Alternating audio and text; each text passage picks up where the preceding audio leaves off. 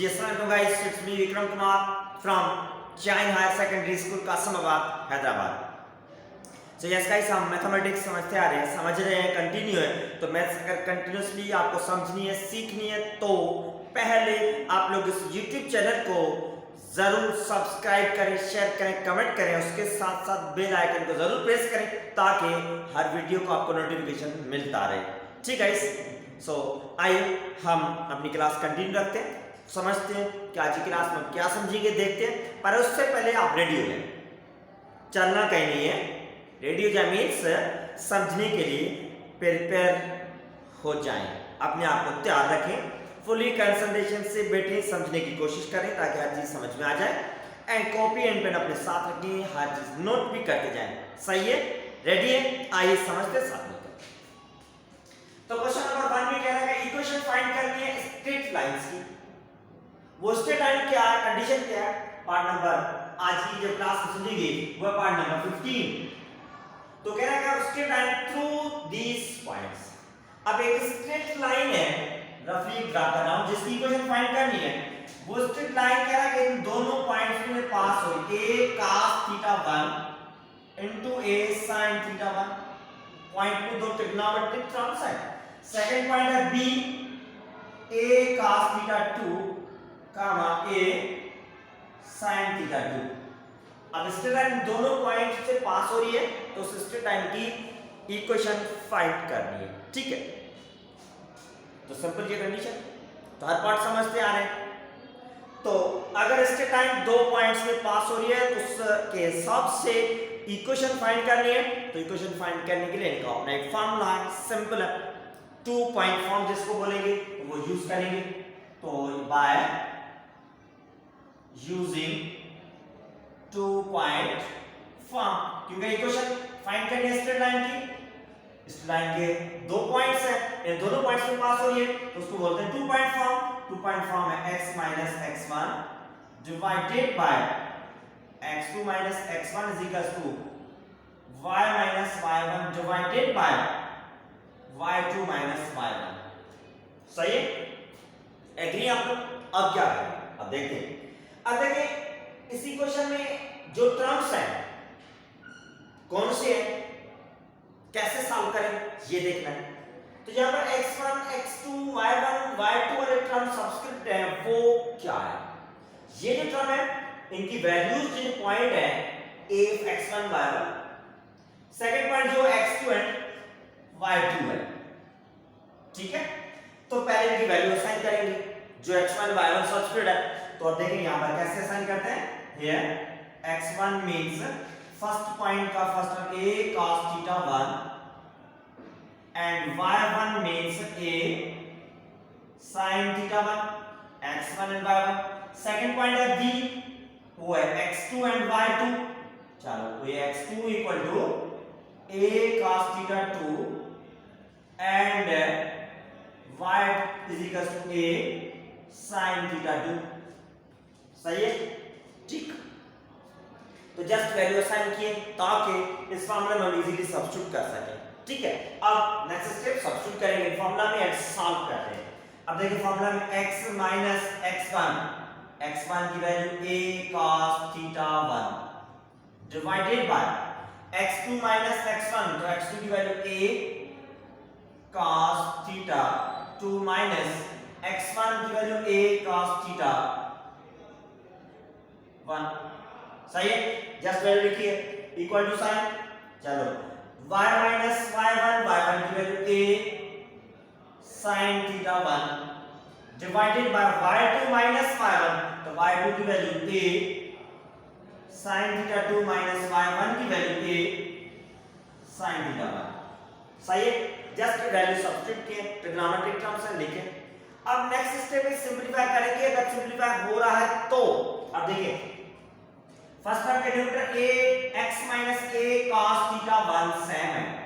अब इसके डिवाइड में टर्म दो जो माइनस हो रहे हैं, a cos theta 2 a sin theta cos theta 1, दोनों में a कॉमन है, बाकी cos थीटा 2 ही cos थीटा 1 अलग है टर्म, दोनों की एंगल डिफरेंट है, थीटा 1 और थीटा 2 मींस टर्म डिफरेंट है, कुछ भी नहीं कर सकते। तो दोनों से पर a कॉमन है तो a को कॉमन लेंगे बाकी cos theta 2 minus cos theta 1 ये सेम रहेगा इक्वल टू उस साइड पे y minus a sin theta 1 same है डिवाइडेड बाय अब इसके डिनोमिनेटर में अगेन दो टर्म माइनस हो रहे ठीक है a sin theta 2 minus a sin theta 1 दोनों टर्म के साथ a कॉमन है a कॉमन लेंगे जैसे भी मगर sin थीटा 2 है sin थीटा 1 अलग है तो नहीं माइनस हो सकते कुछ भी नहीं कर रहे तो सिर्फ a कॉमन लेंगे चलो a आ गया कॉमन बाकी बचा sin थीटा 2 माइनस यहां पर है sin थीटा 1 ठीक आई बात समझ सिस्टम अब क्या करें दोनों फ्रैक्शन टर्म इक्वल है दोनों के डिनोमिनेटर में a मल्टीप्लाई हो रहा है इस साइड में a मल्टीप्लाई तो a को a से कैंसिल कर सकते हैं कैंसिल हो गए अगर इक्वल साइन है टर्म इक्वल है तो इनके डिनोमिनेटर में अगर कोई भी फैक्टर कॉमन है दोनों साइड पे है तो फैक्टर कैंसिल कर सकते हैं ठीक है बाकी क्या बचा x minus a cos theta 1 divided by है cos theta 2 minus cos theta 1 equal to simple a cancel हुआ y minus a sin theta 1 divided by sin theta 2 minus sin theta 1 सही है कैंसिलेशन के बाद ये टर्म्स बचे जो आपके सामने है अब क्या करेंगे अब करेंगे दोनों टर्म फ्रैक्शन में एंड इक्वल है तो फ्रैक्शन खत्म करने के लिए हम करेंगे बाय क्रॉस मल्टीप्लिकेशन इस साइड में जो डिनोमिनेटर है डिनोमिनेटर के साथ इस साइड में जो डिनोमिनेटर है उस साइड के डिनोमिनेटर के साथ मल्टीप्लाई में शिफ्ट करेंगे एंड सॉल्व करेंगे सही है देन देखते हैं क्या क्या मिल रहा है कैसे सॉल्व हो रहा है सो आइए इनको भी समझते हैं x minus a cos theta 1 के साथ मल्टीप्लाई होगा sin theta 2 minus sin theta 1 equal to ये डिनोमिनेटर साइड में मल्टीप्लाई होगा दोनों को ब्रैकेट में लिखिए equal to y minus a sin theta 1 ये टर्म इसके साथ मल्टीप्लाई होगा इस साइड में डिनोमिनेटर में है cos theta 2 minus cos theta 1 तो इसके साथ लिखेंगे cos theta 2 minus cos theta 1 सही है बाय क्रॉस मल्टीप्लिकेशन थी तो फ्रैक्शन में जो टर्म थे वो सिंपल हमने मल्टीप्लाई में चेंज किया आपके सामने अब करेंगे इनको मल्टीप्लाई कैसे फर्स्ट ब्रैकेट में x जो है सेकंड ब्रैकेट वाले हर टर्म के साथ मल्टीप्लाई में लिखूंगा सिंपलीफाई करेंगे हम सेकंड ब्रैकेट के साथ माइनस a cos थीटा 1 जो है वो भी सेकंड ब्रैकेट में sin theta 2 minus sin theta 1 के साथ मल्टीप्लाई करेंगे तो जस्ट लिखा है कौन सा टर्म किसके साथ मल्टीप्लाई होगा लिखा इक्वल टू उस साइड पे सेम यही प्रोसेस y भी मल्टीप्लाई होगा किसके साथ cos theta 2 minus cos theta 1 के साथ लिखा सही है माइनस a sin थीटा 1 जो है second bracket cos theta 2 minus cos theta 1 के साथ मल्टीप्लाई करेंगे वो भी लिखा सही है जस्ट टर्म्स को लिखे मल्टीप्लाई होगा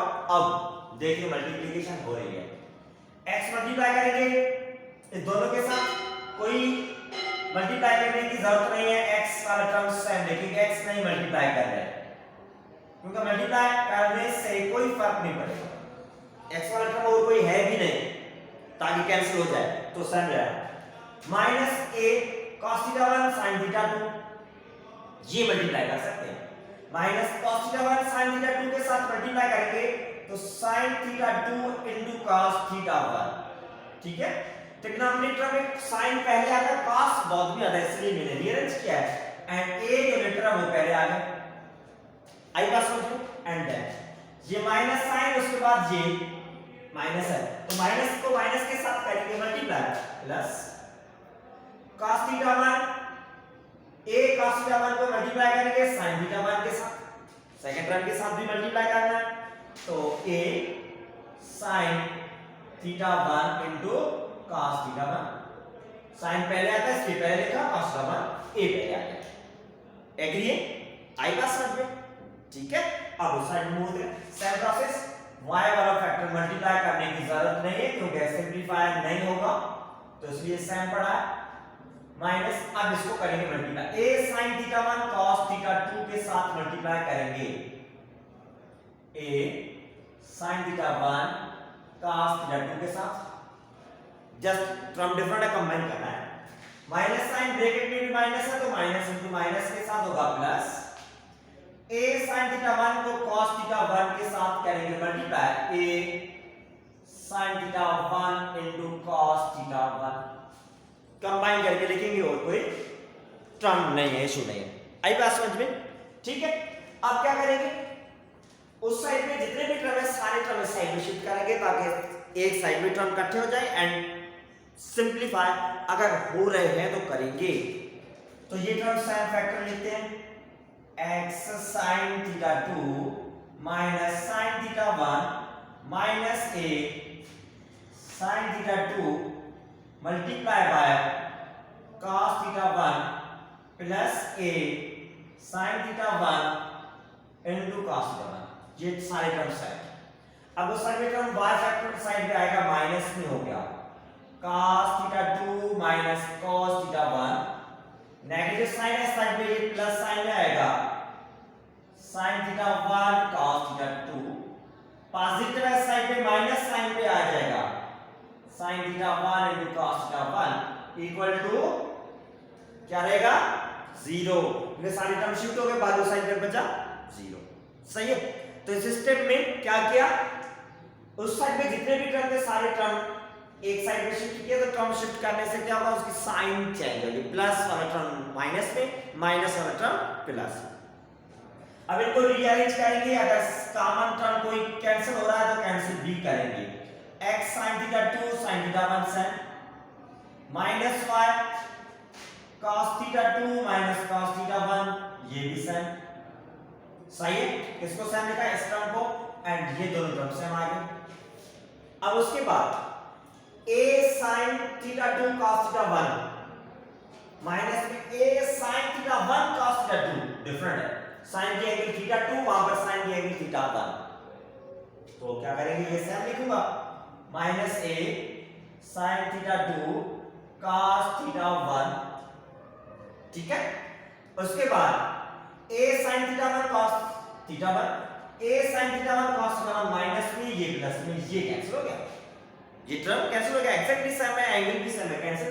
बाकी क्या बचा, ये बचा plus a sin theta 1 into cos theta 2 equal to 0। आई बात समझ में?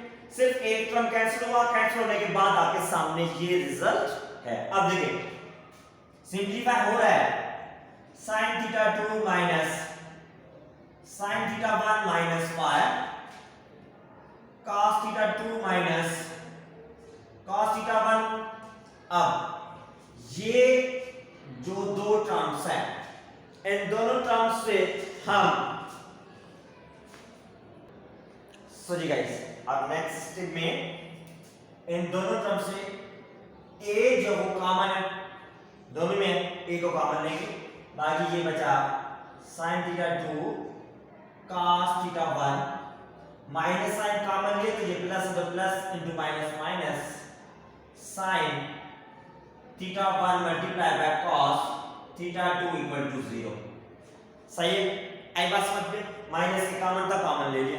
अब नेक्स्ट स्टेप में देखें, x ब्रैकेट में sin theta 2 minus sin theta 1 minus y cos theta 2 minus cos theta 1 minus a। अब जो कॉमन लेने के बाद ये टर्म बचा है, ये फॉर्मूला हो गया। कौन सा, ट्रिग्नोमेट्री में आपने फर्स्ट ईयर में पढ़ा हुआ फॉर्मूला है, यहां पर मैं लिखता भी हूं। अगर sin alpha into cos beta minus cos alpha into sin beta equal to है sin अल्फा माइनस बीटा, ये है फॉर्मूला। सही। अब देखिए sin अल्फा, अल्फा में थीटा 2 बीटा में थीटा 1, sin अल्फा उस साइड पे alpha cos alpha, sin alpha cos alpha तो sin अल्फा थीटा 2 साइड पे cos अल्फा वो भी थीटा 2, cos बीटा, बीटा में थीटा 1 उस साइड पे बीटा में टर्म कौन सा है, sin बीटा, तो बीटा में थीटा 1। ऐसा एंगल अल्फा की वैल्यू बीटा की वैल्यू सेम है, सही है। तो इसका हिसाब से ये फॉर्मूला हो गया sin alpha minus beta, alpha means theta 2 minus beta means theta 1 equal to 0। सही है।